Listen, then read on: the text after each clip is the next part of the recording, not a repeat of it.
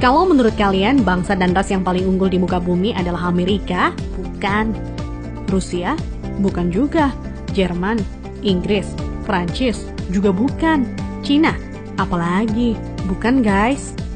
Menurut ahli DNA dari Oxford University, Stephen Oppenheimer, pada acara bedah bukunya berjudul Eden in the East, Surga di Timur, bahwa induk peradaban manusia modern bukan berasal dari Mesir, bukan dari Mediterania, dan tidak juga dari Mesopotamia, bukan pula dari Barat apalagi Cina, tetapi peradaban manusia modern justru dari Indonesia. Iya guys, bangsa ini merupakan pewaris tunggal kejayaan bangsa-bangsa besar di masa lalu. Dan agaknya, Profesor Arício Santos dari Brasil pun selaras dengan teori Oppenheimer. Dalam buku Atlantis The Lost Continent Finally Found, ia menyatakan bahwa titik Atlantis itu ada di Sundaland. Jadi guys, kita tidak pantas bersikap kerdil dengan memelihara sindrom inferior akut alias rasa minder terhadap bangsa luar. Kenapa? Karena nenek moyang kita dulu adalah bangsa yang unggul. Nenek moyang bangsa-bangsa. Jelas ya guys? Lantas, kenapa ada sejarawan menyebut bahwa nenek moyang kita itu tidak beradab, bodoh, penyembah berhala? Itu faktor penjajahan atau kolonisasi guys. Yakni pembodohan, pengaburan, dan pembengkokan sejarah oleh kaum penjajah. Menurut Juri Lina dalam buku Architect of Deception, Secret of Freemasonry, ada 3 cara melemahkan dan menjajah suatu negeri. Pertama, kaburkan sejarahnya. Kedua, hancurkan bukti-bukti sejarah bangsa itu hingga tidak bisa lagi diteliti dan dibuktikan kebenarannya. 3, putuskan hubungan mereka dengan para leluhur dengan mengatakan bahwa leluhur itu bodoh dan primitif. Guys, sejarah Nusantara ini dibikin oleh kaum penjajah seolah-olah hanya dimulai dari era kemerdekaan atau paling jauh di era Raja-Raja Nusantara dulu versi penjajah. Tahu nggak sih guys, ribuan tahun lalu Nusantara terbagi dalam 3 era loh. Era pertama disebut era Wangsa Keling. Wangsa artinya bangsa, sedang Keling artinya kuat. Jadi Wangsa Keling maksudnya adalah bangsa yang kuat. Konon di era ini, leluhur kita berekspansi hingga Kamboja, Vietnam atau Indochina, Thailand, Burma, Sri Lanka, India, sampai ke Madagaskar. Raja yang terkenal bernama Shailendra. Tulisan yang dipakai adalah huruf Talawa, di mana modelnya menyerupai huruf Mesir kuno dan Israel. Pusat pemerintahan di sekitar Jogja sampai ke wilayah Dieng. Maka ketika Israel mengklaim masih keturunan Moria, maksudnya adalah Gunung Muria di Dieng guys. Dieng artinya penguasa, kemudian bergeser menjadi Dahnyang atau Dayang, artinya juga penguasa. Setelah Wangsa Keling menghilang, di Tenggarai munculnya situs Dieng maupun Candi Borobudur.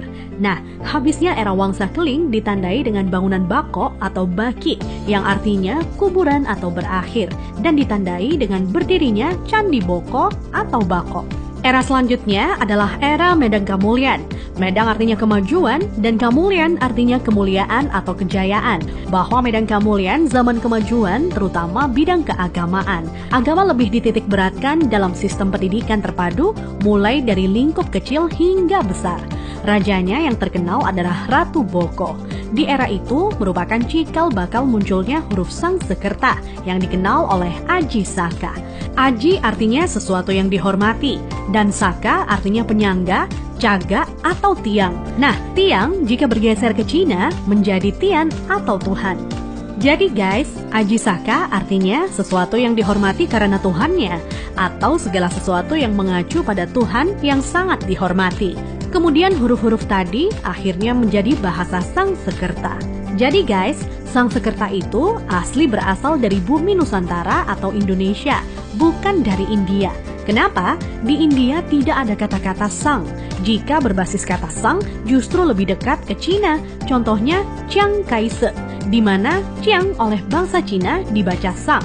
Jadi guys, sang itu berasal dari bahasa asli Indonesia tempo dulu, yakni bahasa Saka. Huruf yang dipakai di era Ratu Boko adalah Sangsekerta.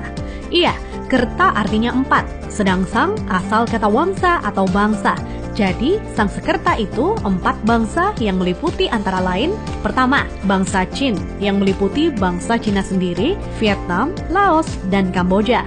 Kedua, bangsa Thai, meliputi Burma dan Thailand. Ketiga, bangsa Afrika, yakni Madagaskar, Sri Lanka, India, dan lain-lain hingga Mesir disebut sebagai bangsa Afrika. Keempat, Bani Jawa yang terdiri atas bangsa atau suku Jawa, Sumatera, Papua, sampai Kepulauan Polinesia dan Hawaii. Hingga kini, Sangsekerta kuat pengaruhnya di India dan Sri Lanka.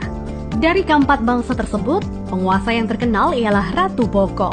Jika keempat unsur bangsa itu digabungkan, maka timbul istilah Nuswantara atau Nusantara. Nusa artinya pulau, antara artinya jarak, maka makna Nusantara adalah bangsa yang hidup di pulau-pulau yang tersebar dari Kepulauan Polinesia di ujung timur hingga wilayah Madagaskar atau Afrika.